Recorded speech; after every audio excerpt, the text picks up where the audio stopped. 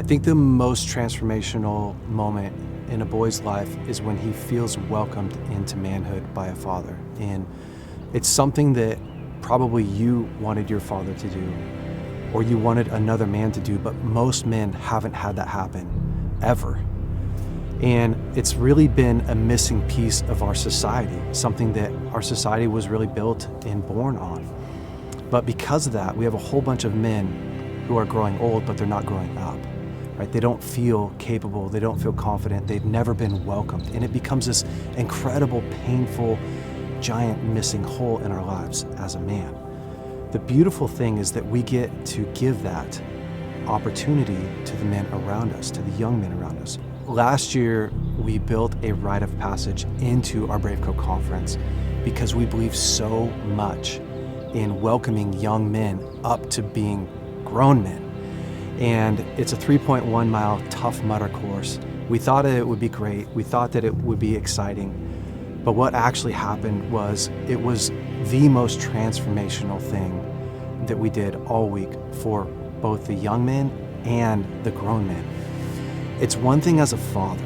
I have 3 sons. It's one thing for me to welcome my son into manhood. It's a whole nother thing for him to be amongst grown men, heroes that he looks up to, maybe a man that he just met at the conference, and have that man look at him and say, you can do it, and welcome into manhood. This year, we really want to continue to build upon that. And when I was thinking about BraveCo 2025, honestly, I felt the Lord say, Jay, 300 young men.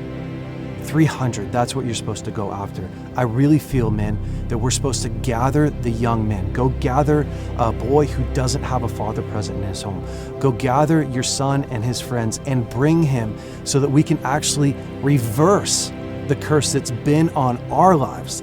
Men who haven't been initiated, all this pain, we get to welcome these young men in and prepare them for this season ahead. So men, I'd love for you to pray about it, but mostly, honestly, I'd love for you to take action, to step up, to look at who are the men, the young men that I can bring, that I can impact, that I can make a difference. So look back in history and go, it was June 11th, 2025, when everything changed in my life. Guys, would you please join us for the BraveCo conference?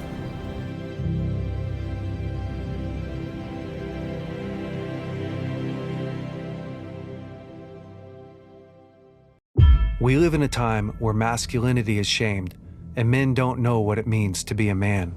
As a pastor and counselor, I've spent the better part of my life equipping and training others.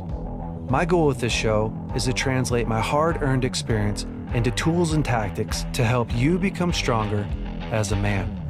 This is the BraveCo podcast. I'm your host, Jason Vellet.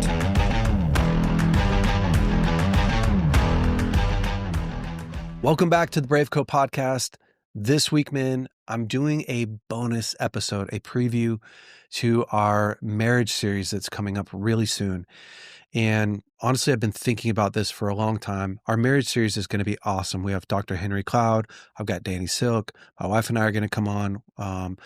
Whole bunch of other really cool guests. We're going to talk about sex. We're going to talk about leadership. We're talk about the man's role, give you a bunch of tips, tactics, help you get your marriages sharpened up and on the right path. We know that the best way to create healthy kids is to have a healthy marriage, right? To be able to model that. We also know that having a healthy marriage is the most important thing that you could focus on in your life. Of course, besides God. Somebody's going to write and say, no, it's God. Okay, great. Yes, awesome.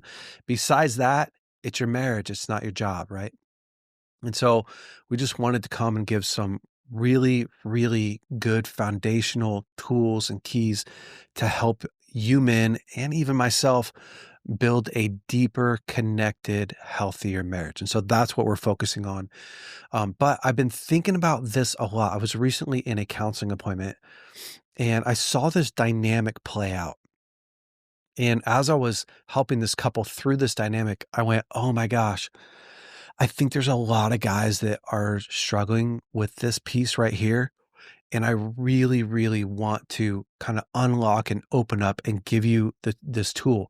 And so I'll explain the scenario and then we can talk through it. So I was in a counseling appointment and this woman was really having a hard time. Her husband's felt very disconnected from her for a long time. She's felt very disconnected from him. And inside of that dynamic, I heard I heard him say to me, I don't know how to sit in her pain with her. Like, I don't know how to like really hit the mark. And I'll say this, man, if you don't know how to hit the mark in your marriage, like, here's exactly what I mean by that. If your wife keeps saying something over and over and over again, and you're like, I hear you, but I don't know how to do that. And you don't action that, you don't go, okay, I'm going to figure that out. It creates these really painful places in your marriage. For instance, if your wife says, I don't really feel pursued by you, and you're like, I hear you, but I don't know how to do that. Or I don't feel known by you. And you're like, I hear you, but I don't know how to do that. Or I don't feel partnered with you. I hear you, but I don't know how to do that. You don't know how to hit the mark there. That is a massive, like, red flag cue. Check engine light is on saying, hey, listen, if you don't if you don't figure out how to hit the mark here, guys, you're driving down the road, the check engine light comes on, and you just ignore it because you don't know how to check the engine oil, what's going to happen, right? Eventually that car's going to break down. Same thing in your marriage. So they've been dealing with a lot of disconnection in their marriage for a long time. And he says to me, I actually don't know how to hit the mark there. I don't know how to make her feel seen or feel heard or feel known in this. Like, I have no clue how to do it. And I'm like, oh my gosh, that makes so much sense, because it's easy for me to tell them, like, you need to do this and you need to do that and you need to do this thing over there. And yeah. Okay. Yeah, for sure. And then they leave and they come back, and you could do that week after week or month after month. And I think a lot of times as men, we hear those things like, my wife needs to feel safe, or I need to be present, but we don't really think through like how to do that. I just feel angry and frustrated and pissed off that I can't do it, or that I'm not doing it. And I see this happen a lot where guys they feel a lot of shame. That shame moves them to anger. That anger moves them to shut down their wife or to shut down themselves, to create a bunch of distance.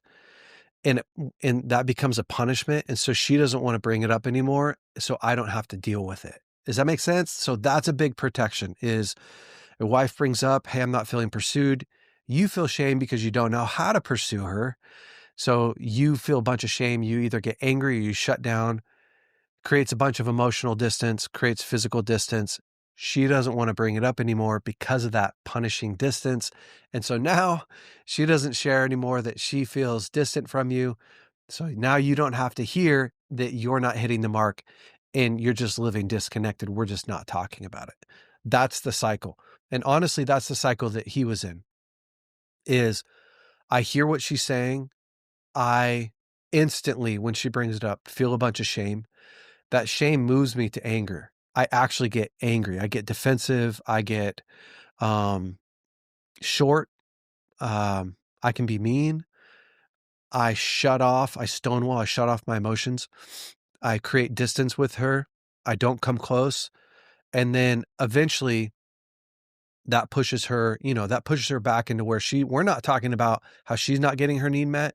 She's thinking about how much she hates this distance and the frustration, the anger between us. And then now, eventually we all forget about what we were arguing about and we're just living life as roommates. Okay. Let's talk about how to hit the mark here. Really, I want to give you some tools, because in order to sit in your wife's emotions, whether you created them or not, as men, we often think that we have to like have a bunch of words. Like, my wife wants to emotionally connect with me. And she has so many more words. And the truth is guys, you don't have to like come up with a million different words. You don't have to and honestly, it doesn't even have to be you that's doing all the talking all the time. You have to be really great at engaging with her wherever she's at, which may mean that you feel some guilt or some shame because she might be talking about you. But either way, the goal is to be able to sit with her where she's at. So let me teach you a couple things because it's really impossible to do this to make your wife feel seen, known, connected to without the ability to access compassion. Compassion is the actual link. Empathy is the actual Velcro, okay? Empathy, compassion are the Velcro that help her and you feel connected. Without empathy, without compassion, there is no deep connection. It's all surface. But here's where I think guys are getting stuck is empathy and compassion are actually learned, they're experienced, it's a skill set.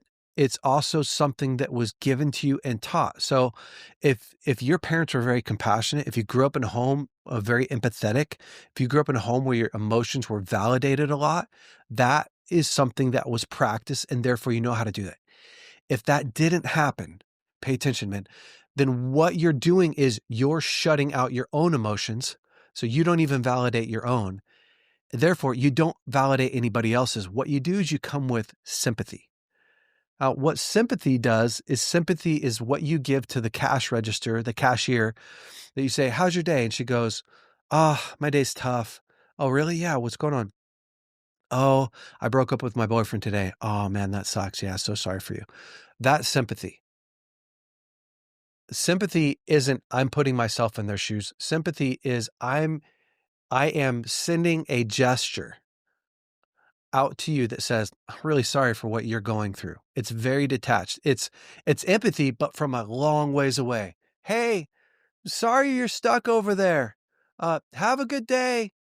That's what sympathy is. And guys, if your wife has done this to you or your friends, you know how painful sympathy can be in a relationship when what you really want is empathy and compassion. Empathy, let's talk about sympathy, empathy, and compassion. Empathy says it puts yourself in the person's shoes. It actually says, I know what you're feeling. And I'm so incredibly sorry that you're in this spot. I want you to know that you're not alone. That's empathy. I just did empathy for you. Even in my example, you probably felt a sense of like, empathy says you're pouring your heart out to your wife. You're just saying, I'm struggling so much at work. It's such a really hard place. My boss is laying off people. He's hard to work for. And your wife goes, oh, babe, I hate that you have to go there. I hate that you have to show up at a place that you don't feel championed. You don't feel appreciated. Like you are worthy to feel appreciated and loved. All of a sudden, what do you feel? You feel connected, right? You feel like she really understands you. She's in your shoes. She's even telling you what you're worth and how she would feel. Sympathy would look like, babe, that sucks. We all have times where we're in hard jobs that we don't like, but we got to keep our head up, right? We got to keep our head up. Sympathy gives you a pat on the back and an attaboy. Keep going. Okay. Compassion. Here's what compassion does. Compassion is empathy with a solution, but not like a jackass solution. Sorry, just a real compassionate solution. Because sometimes sympathy has a compassion. Sympathy would say like, well, just find another job. We all lose jobs, find another job. Okay. Compassion looks like this. It looks like, oh my gosh, babe, I hate that you're in a job. We have a boss that doesn't love you and doesn't believe in you, doesn't see what you bring, the value that you add to the team. You're working so hard. You know what? Why don't you take a night and we'll pray about it together. We can talk to my dad. We can talk to some friends. Like, I'm in this with you. I want to help find a solution to find a job with you that you feel valued and loved and cared for. Like, I'm in this with you. Okay. Talk about hit the mark. That would, man, as a man, I want my wife to do that to me. That is what she's looking for from you, man. Because I think a lot of times, here's where we miss it. She's going, I don't feel connected. I don't feel pursued by you. I feel like I'm raising the kids alone. I feel like I'm in this marriage. And instead of like invoking curiosity, instead of going, wow, this is a real pain point for her. I feel pain. I feel shame. So I think about me. And I think about how I don't like to feel pain and I don't like to feel shame. And I think about all my excuses of why she feels like this and why I haven't shown up. And well, I'm working really hard. I have to work because you stay at home with the kids, and I'm doing better than my dad did. And do you know any other man that takes care of you like I do? All these BS, right? It's just shame. I'm just feeling shame. Shame shuts us down from compassion. Shame is a killer of compassion. So what we have to do is when you start feeling shame, you have to start to get curious and go, okay, this isn't actually about me. This is about her. This is about what she needs. This is about being able to come and meet her where she's at. So empathy would look like she goes, I just feel so alone in our marriage. I feel like I'm raising the kids on my own. I feel really disconnected. And I don't want to feel like that. I feel like the work gets the best of you. And I'm just in this place where I feel like I'm drowning in loneliness. And I keep reaching out, but you're not there. Empathy looks like, oh my gosh, babe, I hear you. I would never want you to be in that spot. That is not what I dreamed about when we got married. And honestly, I don't want you to live like that. I feel shame right now, even hearing you say that. It makes me want to run away. But more than I want to run away, I don't want you to live like that. Okay, that's empathy. Compassion would say, with this, it would say, I'm thankful for your feedback. I'm thankful for your feedback, and I want you to give me this feedback because it hurts so much. And if you're hurting this much, I want to fix this. Let's keep talking about this and talk about the areas specifically where you're hurting so that I can go and bring these to our counselor, so I can bring these to my guy friends, so that I can actually sharpen up. And because the last thing I want you to feel in this marriage is alone, responsible for everything, and absent from connection with me. I don't want you to feel like that. Guys, if you could deliver something like that, if you could get past your shame, if you could get past your ego, which is trying to be your best friend and protect you, but it's really crushing you, if you could show up and go, I hear you. I hate that for you. Because the truth is, as her husband, you do hate that for her. And you don't want her to be like that. And you do want things to be different. And you want a marriage that's connected. And you want her to feel like you are there for her. Every man wants that. You could even say, the truth is, I don't know how, which isn't an excuse. It's actually where I'm at. But it's not an excuse. And I need to go actually figure this out and step up and show up for you. So I'm going to do that. Here's my plan, right? Or I'm going to create a plan to come back. Guys, this piece of coming to your wife with compassion, being able to hear where she's at, being able to stay in the pocket with her, being able to not run out of it, right? Like a quarterback who's under a bunch of pressure, he can run out. And the rookies do. The rookies run out and they get tackled and the play breaks down. But the good guys have learned when pressure comes, trust the offensive line, stay in the pocket, keep focused, take ownership, make the right pass. And if you get sacked, you get sacked, but you got to stay in there. Okay, that's the same thing. This is what I'm talking about. The target is very clear. Our job as men is to be able to show up with empathy, to be able to show up with compassion and provide that emotional safety. When we do that, it allows your wife to put down her armor and to show up and to respect you. Your wife is going to respect you when you say, I hear you. I appreciate this conversation. It's really painful for me. But more importantly, I don't ever want you to stay in this place. I don't ever want you to feel lonely. I don't want you to be in a spot where you're afraid to tell me. It means a lot to me. That was really brave. You're validating. So that's the last piece to it. You are validating what she's going through. You're validating where she's at. You're putting yourself in her shoes and you're bringing that validation to the courage that it took, to the honesty, to the integrity that she's bringing to the marriage, to the relationship. Validate that. If you do that, your wife's going to go, thank you so much. And now it gives you an opportunity to go and work on this piece, to get rid of shame in your life and to become competent and capable in this place. Guys, I really think this is going to be a massive help, a massive missing piece to your marriage, and to really help you create the type of connection, the type of safety, the type of closeness that you actually want in your marriage. So y'all, look for that 6-week marriage series coming up. I'm really excited about it. I think I'm bringing on a lot of guests I think you're really going to be interested in, and that will help us take our marriages to the next level. Men, stay brave out there. See you next week.